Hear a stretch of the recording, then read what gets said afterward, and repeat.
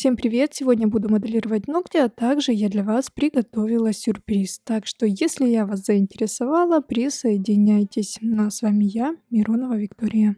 Героями сегодняшнего видео будут вот эти ногти. Я уже сняла старое покрытие и сейчас буду подготавливать ногти к моделированию. Итак, самое первое, что я буду делать, это убирать свободный край натурального ногтя. Это нужно сделать максимально, чтобы потом было удобно подставить бумажную форму. Ну а пока я буду это делать, не забудьте подписаться на мой канал, если вы вдруг этого еще не сделали, ведь здесь вы найдете очень много интересной и полезной информации. А также не забывайте нажимать на колокольчик, чтобы не пропускать мои новые видео. Убрав свободный край, буду обрабатывать кутикулу. Изначально я просто пушером отодвигаю кутикулу, а затем острой частью, насколько это вообще возможно, вычищаю птеригий. Дальше в работу идет фреза пламя. Именно ею я вычищаю птеригий из пазух. Как вы видите, сейчас появилась вот такая козявочка, которая никак не хочет вычищаться с помощью фрезы. Я не буду сильно там фрезой елозить, потому что я просто могу поранить и натереть там дырку. Намного проще взять щипцы, быстро все отщипнуть и уже зашлифовать потом все фрезой. Фрезой пламя я работаю как на форварде, так и на реверсе. Сначала включаю форвард, вычищаю птериги с одной стороны, а потом уже переключаю свой аппарат на реверс и вычищаю птериги с другой стороны. С фрезой разобралась, так что беру мягкую пилку 180 грит и снимаю аккуратно глянец натуральных ногтей.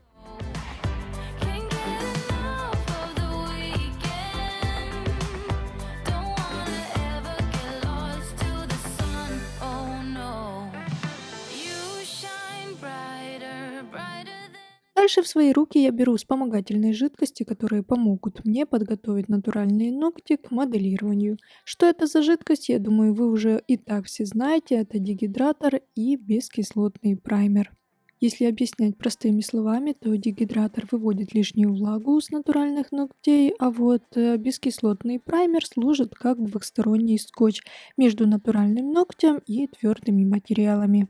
Ну и, конечно, перед нанесением твердых материалов я изначально грунтую натуральные ногти с помощью обычной базы для гель-лака. Сегодня это база Коди. Базовое покрытие нанесла, отправила руку клиента в лампу, а тем временем спокойно могу подготавливать бумажные формы для моделирования.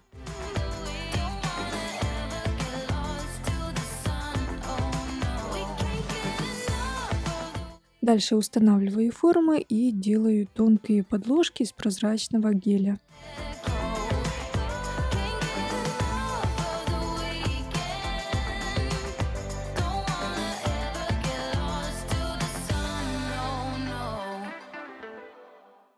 Дальше подложку отправляю в лампу на 5 секунд, чтобы гель немного прихватился, затем вытягиваю руку и еще немного поджимаю форму. Эти формы расклеиваются немного, поэтому я всегда беру обычный степлер и сцепляю эти формы внизу, чтобы неожиданно форма не расклеилась и потом ногти не стали шире, чем это мне нужно. Все подложки готовы, так что смело могу выкладывать уже материал. Я сегодня буду использовать новый полигель от торговой марки Liaf. Как видите, очень красивый цвет, нежно-розовый, с мелкими блестками. Ну, по крайней мере, мне так изначально казалось. В работе этот полигель довольно послушный, не прилипает совсем к кисти, равняется очень хорошо. В общем, текстура мне понравилась. По задумке мы будем делать современный миндаль, поэтому выкладываю сразу материал на готовность, чтобы потом не нужно было очень много пилить. После того, как первый слой высох, я снимаю форму и буду выкладывать уже второй слой. Вам сейчас очень хорошо видно, что есть разница между мокрым материалом, если так можно сказать, и уже материалом заполимеризованным. Разница небольшая, но она все равно видна.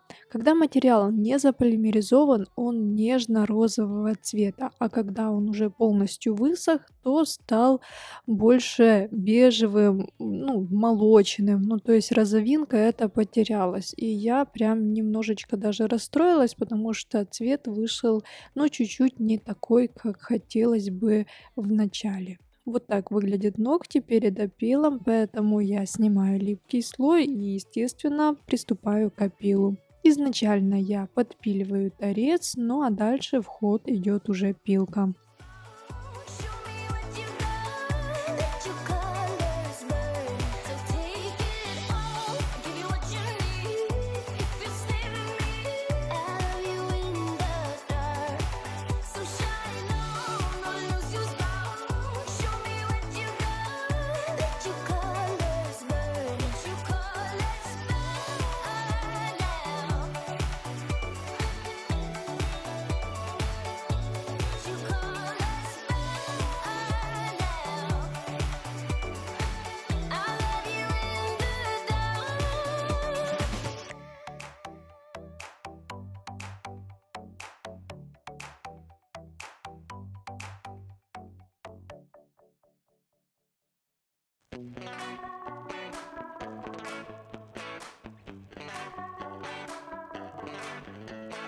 Yesterday I told you I think that we made a mistake, 'cause you and I, we lost our sight.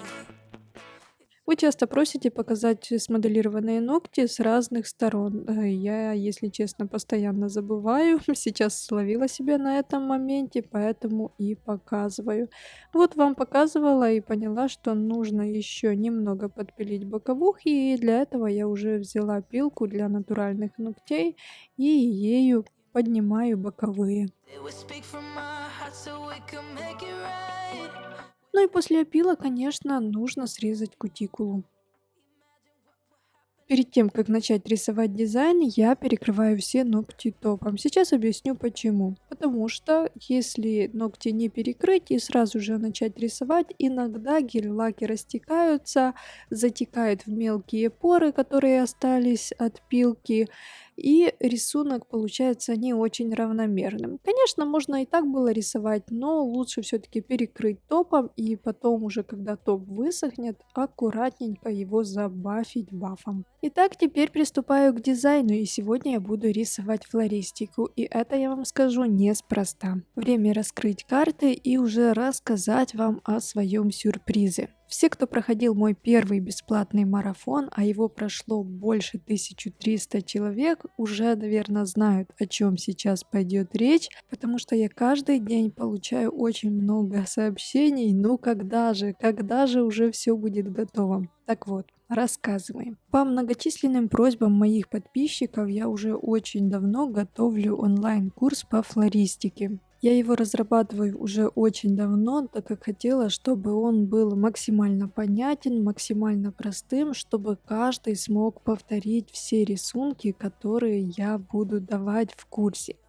Ну а для того, чтобы этот курс прошло максимальное количество людей, я курс поделила на две части, на платную и бесплатную. Так что если вы уже давно хотели научиться красиво рисовать флористику, тогда скорее переходите по ссылке в Telegram, и там уже узнаете больше информации о бесплатной части моего курса по флористике. Сразу же предупреждаю, что количество мест на бесплатный курс ограничено, так что не теряйте свой шанс обучаться абсолютно бесплатно. Ну вот и все, о курсе я вам уже все рассказала, так что смело могу показывать, какие же ногти у нас сегодня получились. Вот такие длинные нежные ногти у нас получились. Единственное, мне, конечно, бы хотелось, чтобы они были розовее, точно такие же, как в начале был полигель.